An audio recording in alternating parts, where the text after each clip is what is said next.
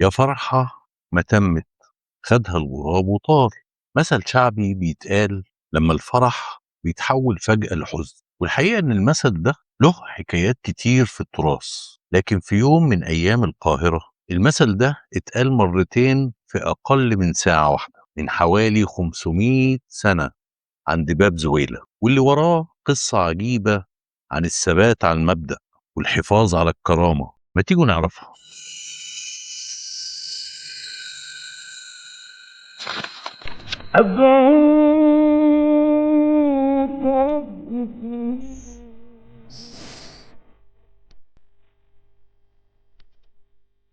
النهاردة حكايتنا مع باب زويلة ومع طومان باي آخر سلاطين دولة المماليك، ونصلي على النبي ونحكي الحكاية. هنرجع بالزمن لسنة 1516 ميلادية، لما كانت مصر تحت حكم دولة المماليك، الدولة اللي حكمت